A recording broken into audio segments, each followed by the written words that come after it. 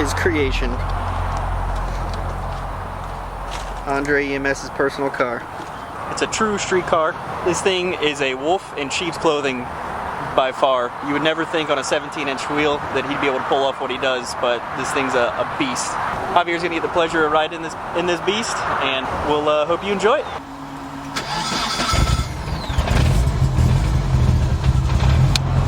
So what's up, guys? We got a very special feature here today.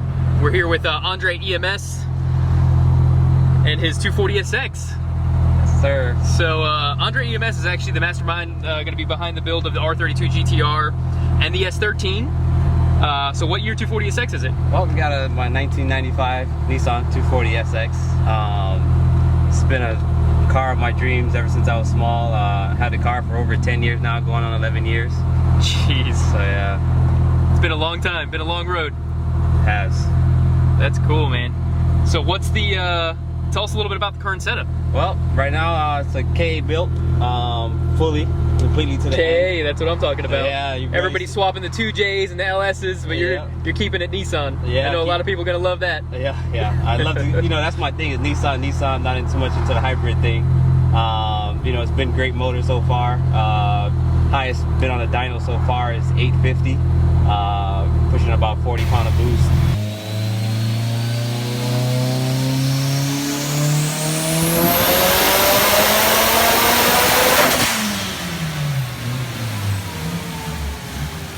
Jesus, yeah. 40 pounds on a KA. Yeah. That's a lot of boost. It is a lot. I mean, we've gotten up to 47 on the street, but had some head gasket issues.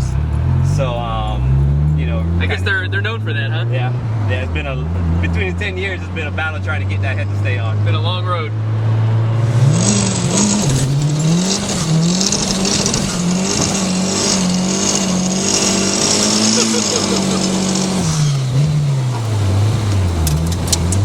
Got him sticky. Oh yeah. Hear the little rocks. Hear the rocks. Hear the rocks throwing up.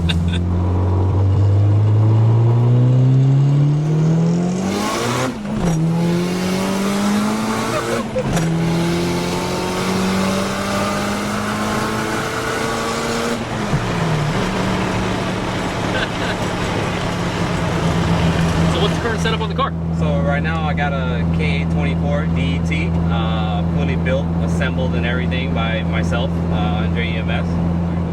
So yeah, so the motor build, I got pistons, rods, wide scope pistons with Crowder rods. Nice. The head, I got Kelford cams, stage 3, SuperTech full valve train. Head gasket is from Cosworth, running the 625 head studs. ATI awesome. pulley, and that's pretty much covers it, you know. So I saw somewhere down there in the engine bay, I believe that's called an AccuSump, or what exactly do you use that for? Yeah, the AccuSump, what it does, it helps when the engine gets up into high RPMs, it activates at a certain RPM and below oil pressure to get rid of all those bubbles and everything that happens into your oil, so you don't damage the bearings or anything. Wow, So, that's awesome. Yeah. So that's one of the additions you did to kind of help the motor live at higher horsepower and high revving. Oh yeah. I mean, it's a 2.4 motor. You know, trying to get a 2.4 motor to rev that high is very, very hard, especially a 4-cylinder. It's a big motor. Good old truck motor. That's what they came in some Nissan truck. Yeah, that's what they tease it. They call it a forklift motor or truck motor. That's what they call it. Yep. So it's high boost pass? Yep.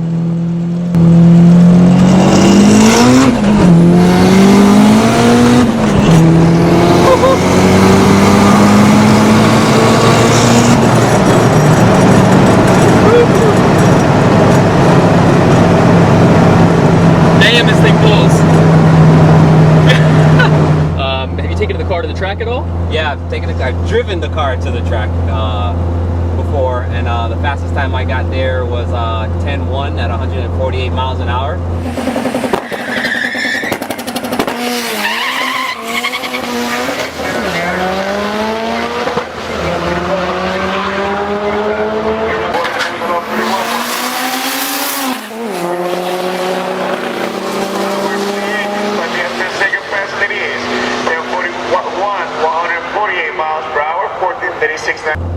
That's moving. Yeah. What setup was that on? Was that on a previous setup or? No, I had the 300Z Z32 transmission in it still, the slow shifting one. And the car was a little bit lower horsepower than what it is right now. The car was at about 730, 720 horsepower around then. Nice. So that's moving, man. Yeah, that was the best time I've gotten with this car so far. Awesome. So what transmission are you running in the car? So right now I made my own adapter kit. It's actually a T56 from the GTO 2006.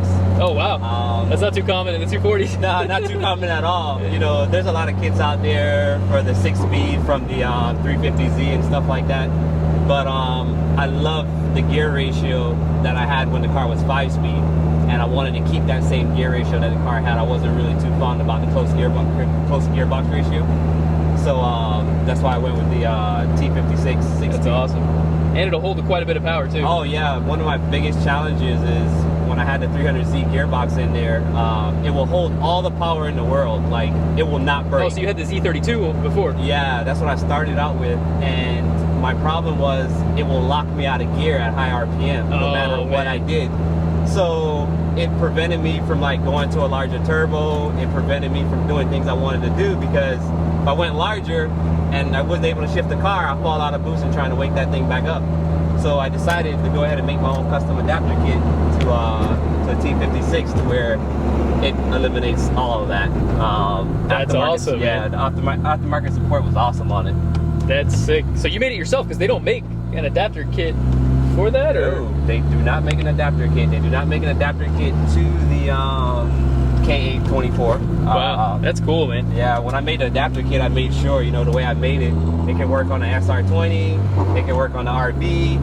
So that's badass. Yeah, it's been a really that's good, badass, It's dude. been really cool, man. It definitely works. Yeah. You're shifting at high RPM just fine. So. Oh, yeah. Yep. And what clutch are you running in the car? Right now I'm running a Clutch Masters 850 twin. The FX 850? Yes. Okay. So I imagine in the 11 years you've had the car, it's been through a couple different setups. Yeah, it's been through a couple setups, and you know, turbo setups, doing adjustments to the intake manifold, exhaust, you know, building the motor a little bit differently over and over from before.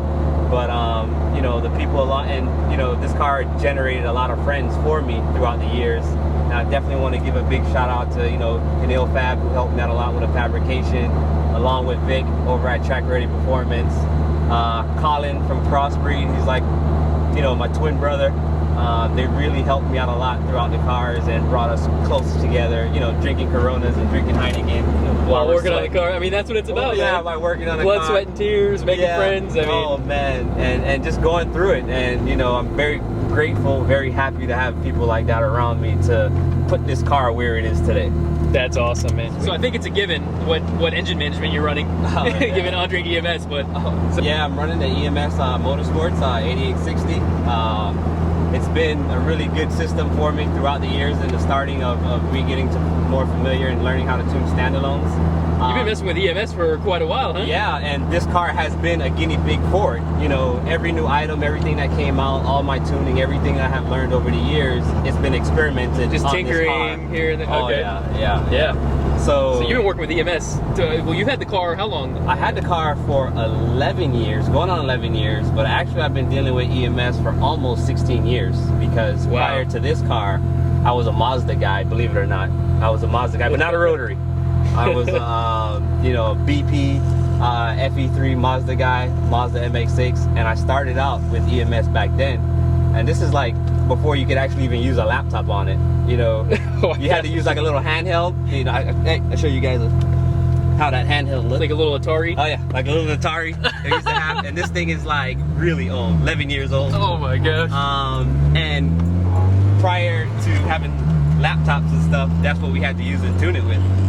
And now, you know, it's outdated, yes it is, but it's been running on the car for so long, it's been running great. So, but there are newer versions of EMS out now. Yeah, they got newer versions out right now, you know, the EM series, which is a really, really good system that's coming out right now. All right, we'll do a little, another little pull here on high boost.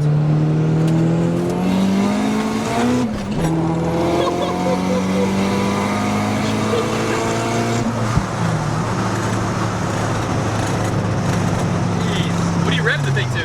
Oh, rev the car by $8 grand. Man, this thing pulls, just starts trucking amps there. So what turbo's the car run? Running the FP Exona turbo, the 9567. Okay, so that's a 67 millimeter turbo, FPs, yeah. okay. Yeah, 67 millimeter turbo. So the nickname of the car is the Ugly Duckling, right? So I guess it didn't always look as good as it does now. Nah, not at all. Actually, when I picked up the car was actually at a body shop. It was missing a whole drivetrain, the whole front end was missing, and so you basically bought it as a junker, you know, just exactly really a restore project. Yeah, it was a restore project that I wanted to do, and it was a perfect candidate because the car was at a body shop.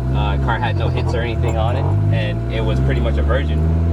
But I don't know what the last owner was doing with it, so picked it up from him, and when I got it, I really didn't have the finances or anything to finish the project, so my main focus was just everything between the bumper and the firewall. That was it. I didn't care about anything else. I didn't care about paint. I didn't care about none of that Just the stuff. go fast bits. Just the go fast bits. And I even remember, like, when I was putting the car together, all I painted was just the engine bay. That's exactly how I started with the 240. Yeah. Just painted the engine bay, make sure underneath my hood looked nice and clean, you can eat off of it.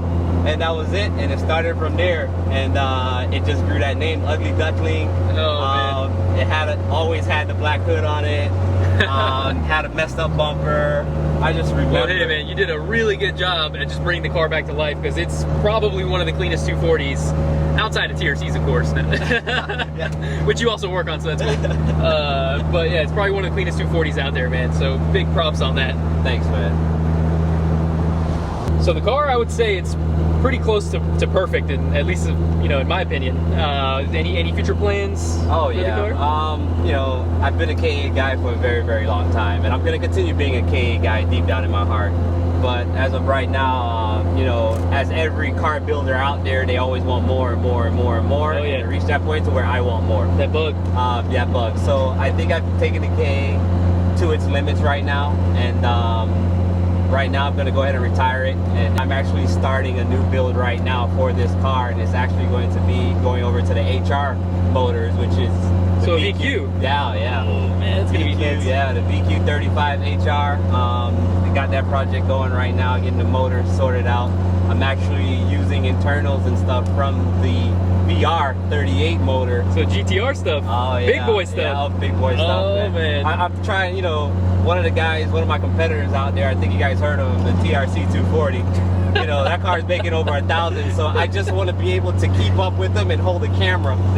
So I want to make over that, you know, that 1,000 horsepower mark, and that's the motor. That's a good platform. Oh yeah, I will be using the same transmission on that motor. That's going to be a little bit different.